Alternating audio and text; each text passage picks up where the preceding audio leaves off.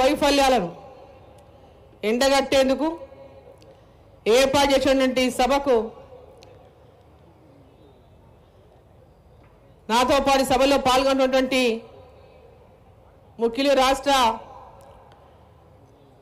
మాజీ అధ్యక్షులు కేంద్ర హోంశాఖ సహాయ మంత్రివర్యులు బండి సంజయ్ గారు, అదేవిధంగా మురళీధరరావు గారు, పొంగులేటి సుధాకర్ రెడ్డి గారు, పార్లమెంటు సభ్యులు ఈటెల రాజేందర్ గారు, కొండ విశ్వేశ్వరరెడ్డి గారు, రఘునందన్ రావు గారు, శాసన సభ్యులు వెంకటరమణారెడ్డి గారు, రాకేష్ రెడ్డి గారు, పాల్వాయి హరీష్ గారు, రామారావు గారు, అదేవిధంగా వనపాల సూర్యనారాయణ గారు, మాజీ మంత్రివర్యులు విజయరామారావు గారు, మాజీ పార్లమెంట్ సభ్యులు మోహన్ రావు గారు, ఓబీసీ జాతీయ అధ్యక్షులు, రాజ్యసభ సభ్యులు, పార్లమెంటు కమిటీ సభ్యులైనటువంటి పెద్దలు, మాజీ అధ్యక్షులు డాక్టర్ కె లక్ష్మణ్ గారు,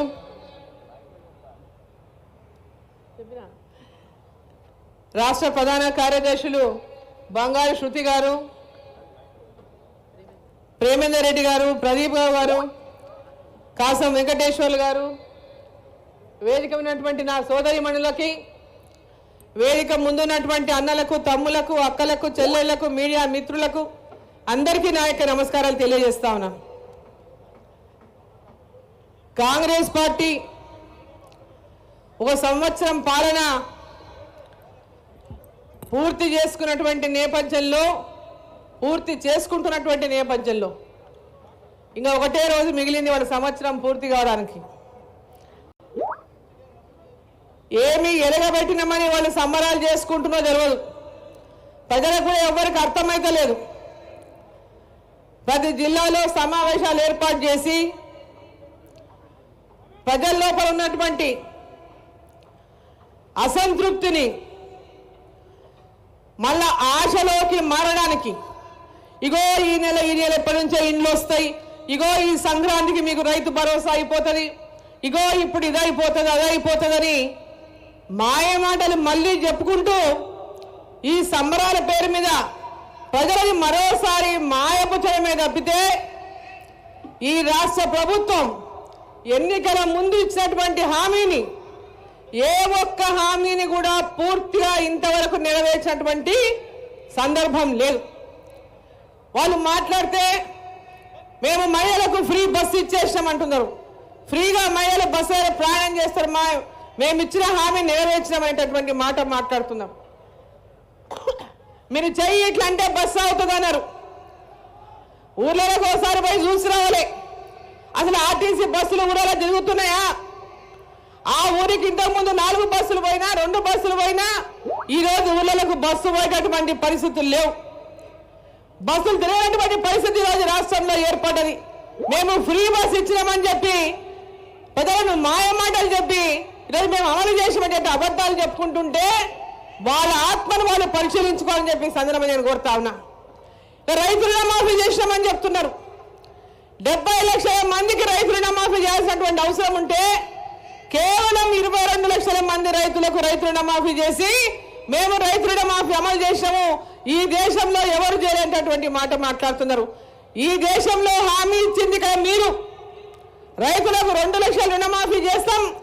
మీరు ఎన్నికల ముందు ఏం చెప్పింది రైతులను?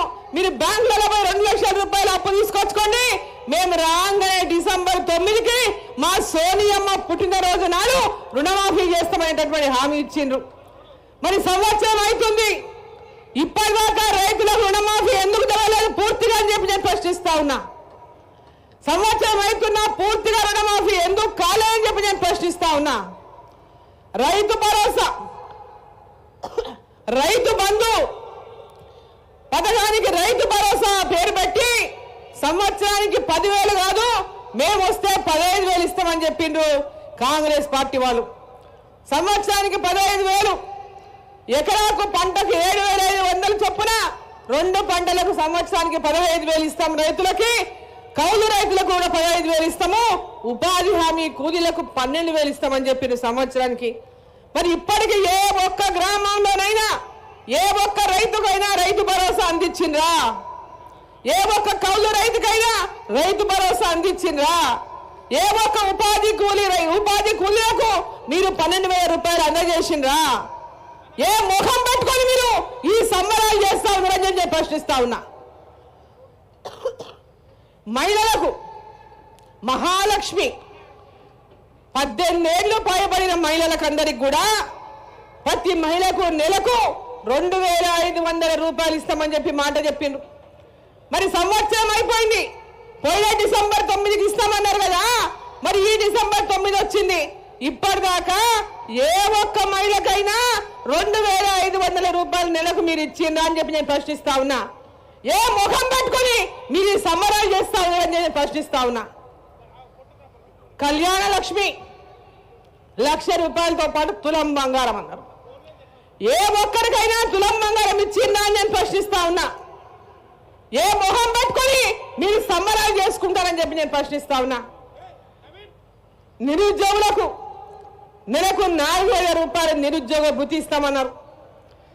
డిగ్రీ చేస్తున్నటువంటి అమ్మాయిలకు ఎలక్ట్రిక్ స్కూటర్లు ఇస్తామని చెప్పి మాట చెప్పిండ్రు.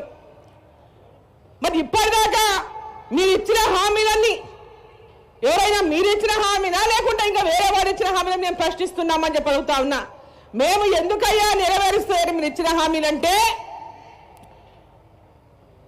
భారతీయ జనతా పార్టీ మమ్మల్ని విమర్శిస్తుందని చెప్పినటువంటి అన్న వాళ్ళుగా నోరుకి ఎంత వస్తే అంత మాట్లాడుతున్నారు. అసలు ఈ ముఖ్యమంత్రిది అసలు నోరేనా? అది నోరేనా? ఒక ముఖ్యమంత్రిని చూసినాం గతంలో, కేసీఆర్. ఆ కేసీఆర్ భాషను కానీ ఆ కేసీఆర్ యొక్క మాటలు కానీ ఆ పద్ధతిని అసహించుకునే తెలంగాణ ప్రజలు గద్దె దింపిన విషయాన్ని ఈ ముఖ్యమంత్రి సోయి తప్పినట్టున్నారు.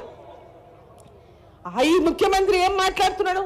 అసలు ఒక ముఖ్యమంత్రికి ఆయన వేసే వ్యవహారమైన ముఖ్యమంత్రిలా కనిపిస్తుందా?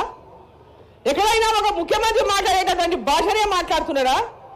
మాట్లాడితే నేను కేసీఆర్ కంటే తక్కువైపోతానేమో తిట్టకుంటే, కేసీఆర్ కంటే నేను ఎక్కువ తిడితేనే నేను ముఖ్యమంత్రి అనిపించుకుంటానేమో అని తిడుతున్నాడు పోటీపడి. మాట్లాడితే కేంద్ర ప్రభుత్వాన్ని తిడతాడు, మంత్రులను తిడతాడు, ఎంపీలను తిడతాడు, నరేంద్ర మోదీ గారిని తిడతారు. అయ్యా, మీరు ఏం ప్రజలకు మాట ఇచ్చిండ్రో మీరు ఇచ్చిన మాట నిలబెట్టుకోనండి. ఢిల్లీలో పోయేమో ఆడ పోయి లోపల ఇచ్చి కాగితాలు ఇచ్చి లోపలనేమో అడుక్కొని వస్తారు, బయటకు వచ్చేమో ఇంకో రకంగా మాట్లాడతారు. ఇది ఏ ముఖ్యమంత్రికైనా గౌరవమైనటువంటి భాష మాట తీరు. ఒక ముఖ్యమంత్రి కనీసం ముఖ్యమంత్రి అయ్యేంత వరకు ఆయనకు ముఖ్యమంత్రి అవుతారంటటువంటి నమ్మకనే లాటరీ తగిలింది, లక్కీ లాటరీ తగిలి ముఖ్యమంత్రి అయ్యిండు. ఆ లక్కీ లాటరీ తగిలినప్పుడైనా కనీసం అరే 10 వచ్చింది నాకు, ఈ పదవి కన్నా గౌరవం, ఆ కుర్చీ కన్నా గౌరవాన్ని వెళ్తామనేటటువంటి సోయి లేదు. ఒక ప్రభుత్వం గతంలో ఒక కుటుంబం పాలిస్తే ఈరోజు ఇంకో కుటుంబం పాలన, ఏం మార్పు లేదు. ప్రజలేమో మార్పు కోరుకొని ఓటేసిండ్రు. ఈరోజు ప్రజలంతా కూడా ఇటువంటి మార్పు కాదు మేము కోరుకున్నది, ఇటువంటి మార్పు కోసం మేము ఓటు వేయలేదు. ఒక నియంత్ర పాలన వద్దని, ప్రజలకు ఇచ్చిన హామీలు నెరవేర్చినటువంటి ప్రభుత్వం మాకొద్దని, ఈ రాష్ట్రంలో కక్ష సాధింపులకు పాల్పడి కేవలం ఒక కుటుంబం ఈ యొక్క తెలంగాణ రాష్ట్రం యొక్క సంపదనంతా కొలగొడుతుంటే, రాష్ట్రాన్ని అప్పుల పాలు చేస్తే, ఆ అప్పుల పాలు చేసినటువంటి రాష్ట్రాన్ని రక్షించుకోవాలని ప్రజలందరూ భావించి మార్పు కోరుకొని ఈ రాష్ట్ర ప్రభుత్వం ఉన్నటువంటి పార్టీని గెలిపిస్తే, ఈరోజు వీళ్ళు ఏం చేస్తున్నారు?